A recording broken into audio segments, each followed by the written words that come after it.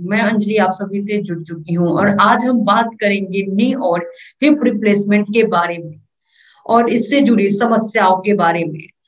बात करने के लिए हमारे साथ जुड़ेंगे डॉक्टर विष्णु प्रसाद मौर्य। आइए आपको डॉक्टर विष्णु प्रसाद मौर्य के बारे में थोड़ी जानकारी देते हैं। डॉक्टर विष्णु प्रसाद मौर्य भुवनेश्वर उड़ीसा के एम्स में हड्डी रोग विशेषज्ञ हैं।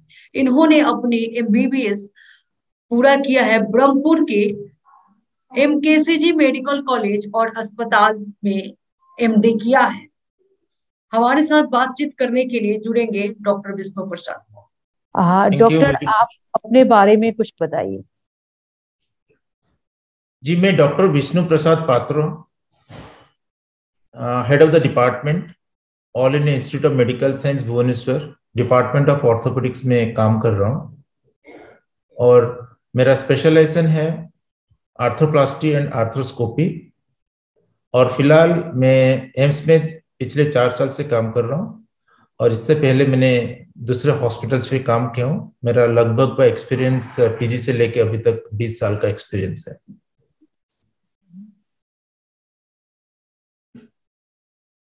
डॉक्टर ये बताइए कि घुटने और कुल्हे की रिप्लेसमेंट सर्जरी क्या है? देखिए, कोई भी चीज का रिप्लेसमेंट क्यों करते हैं हम? अभी सोचिए कि आप अपना गाड़ी चलाते हैं, टायर क्यों रिप्लेस करवाते हैं? जब वो खराब हो जाता है या जब आपको लगता है कि नहीं अभी वो रिपेयर स्टेट में भी नहीं है, जैसे आप पंक्चर लगाते हो या कुछ रिपेयर कराते हो, उसी स्टेट को जब आप क्रॉस करते हो आप टायर चेंज करते हैं। तो उसी हिसाब से आप सोच लो, द नी और द हिप जॉइंट्स और any other joint in the body, when it doesn't perform as it is supposed to work, and you find that it is causing a lot of pain to the patient, and the patient is not capable of doing his own work, at that point of time we think of replacing the joint. And in this joint, what you do exactly is the articulating surface of the joint are replaced with an metallic prosthesis, and with that the joint pain decreases to a great extent.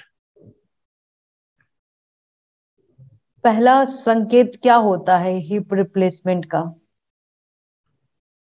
Doctor के पास जाने के लिए सबका पहला संकेत होता है दर्द। वो पहला संकेत होता है। आप कोई भी बीमारी ले लो तो सबसे बड़ा संकेत है कोई भी चीज का, वो है दर्द होता है पेशेंट को। और इसी में भी नी में और हिप में और कोई भी जॉइंट रिप्लेसमेंट में भी उसको जब हम आर्थराइटिस बोलते हैं, the first complaint the patient complains to the doctor is a feeling of pain in the knee joint or the hip joint or any other joint in the body. कुल्हे की surgery के बाद सामान्य रूप से चलने में कितना वक्त लगता है? It depends upon the patient. Just imagine a patient who has been operated at the age of 40 years and another patient who has been operated at the age of 80 years. So a patient in 40 years is definitely expected to return to work very early compared to a patient who is in 80 years. But as is a generalized question for every person, I couldn't say that by 2 months, the patient is ready to back to your normal life. And he can do his restricted work as per the advice of the doctor, and that too specific to each patient.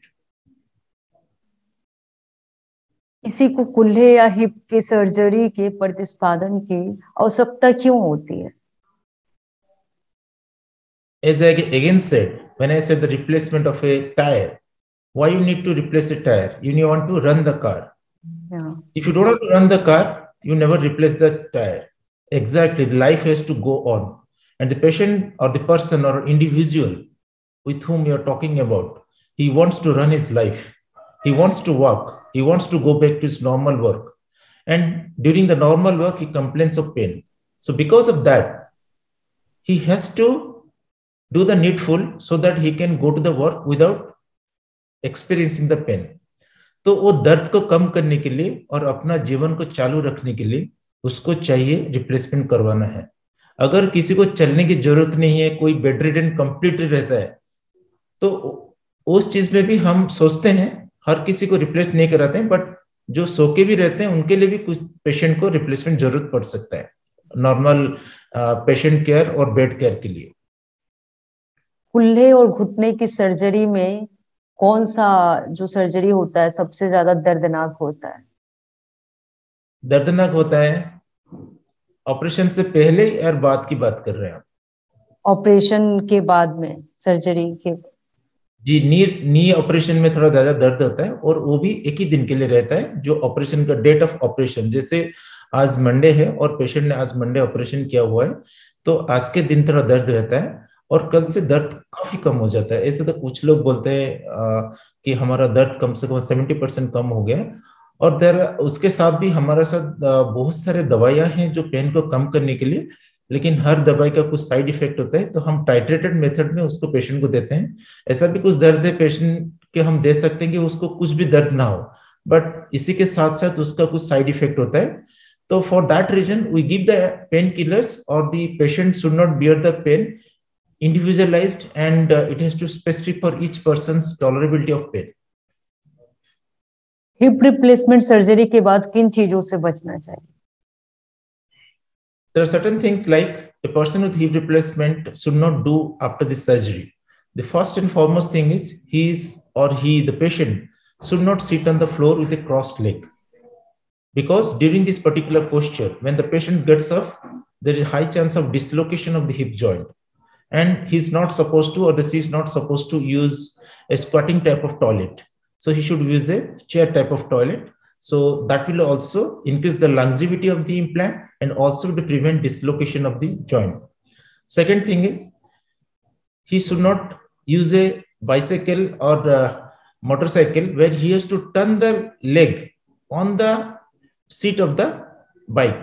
But if he's using like a scooty or Activa where he has to put the leg to the other side in between the handles and the seat, he can use that vehicle. But like bikes where he has to turn the leg around the seat, there he is not supposed to use that. So these are the few things. And one more thing I can tell, that he should be careful while walking on a uneven surface like field, mountains, all these things. He should be careful. Otherwise, rest of the things he can do. And sporting activities, contact sports, not advisable. And high demanding athletes, sports is not advisable. So doctor, tell us that hip replacement benefit. What is the benefit of hip replacement? It's a boon for the patient. The benefit can be like, only thing you know that when you ask the patient what is the benefit, you will understand. For you, it may be just a surgery. For you, it may be X-ray with showing some implants. But the benefits can be best explained by patient who explains how he was before the surgery and how he is now.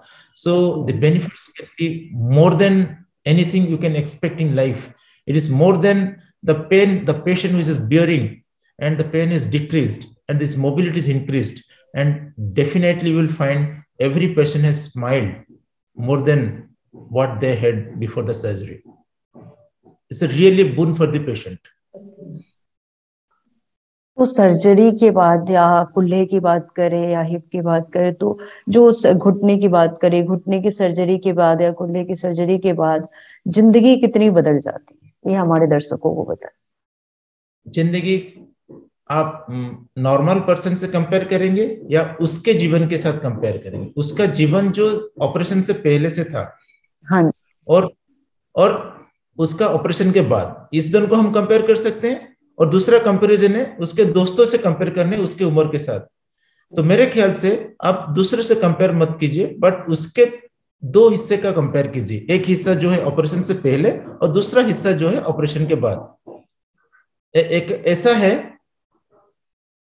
कि एक बुरा सपना सोच लो कि निकल गया है, इतना खुश होते हैं पेशेंट।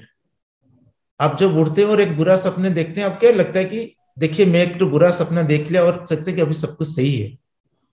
तो वैसा ही है हिप रिप्लेसमेंट एक पेशेंट के लिए एक बुरा सपना होता है। जो उसका जो दर्द होता है, उसका जो चलने का जो तकलीफ होता है, उसका डे टू डे एक्टिविटी से तकलीफ होता है, इतना सुधर जाता है। They find ways to thank the surgeon. कोई किसी तरीके से अपना जो शुक्रिया अदा करते हैं। कुछ लोग एक स्माइल करके करते हैं, कुछ लोग मिठाई खिला के करते हैं, कुछ लोग दुआ देते हैं, कुछ बुजुर्ग लोग होते हैं वो तो हमारा सर पे हाथ रख के बोलते हैं कि बेटा ऐसे लोगों को ऐसे हेल्प करते रहना। और मैं तो एक चीज बोलूं, एक वरदान है पेशेंट के लिए। और ये सबसे ज्यादा अगर आपको जानकारी चाहिए, एक हिप पेशेंट से पूछिए या नी पेशेंट से पूछिए। आप एक एंकर जैसे और मैं एक डॉक्टर से बोलूंगा तो ये सही इमोशंस नहीं निकलेंगे, जो सही इमोशंस है पेशेंट से निकलेंगे। पेशेंट और से मैं निकलेंगे। और डॉक्टर को तो शुरू से भगवान कहा जाता है, तो धरती का दूसरा भगवान डॉक्टर को माना जाता है, तो फिर ये तो वास्तव में एक वरदान ही है। जी बहुत बहुत धन्यवाद आपका, और इतनी सारी जानकारियां हमारे दर्शकों तक पहुंचाने के लिए। उम्मीद है कि दर्शकों को ये सारी जानकारियां काफी अच्छी लगेगी। बहुत शुक्रिया आपका। थैंक यू वेरी मच, बहुत बहुत धन्यवाद मुझे एक मौका देने के लिए। अगर आपको डॉक्टर विष्णु प्रसाद पात्रो के साथ कोई भी अपॉइंटमेंट बुक करना है तो आप इंडिया टॉप डॉक्टर की वेबसाइट से जाकर बुक कर सकते हैं। इसी के साथ मैं अंजलि आप सभी से लेती हूँ विदा। अगली बार फिर आपसे जुड़ेंगे किसी नए मेहमान के साथ और इस पे चर्चा करेंगे किसी नए बीमारी पर। तब तक के लिए आप सभी स्वस्थ रहें।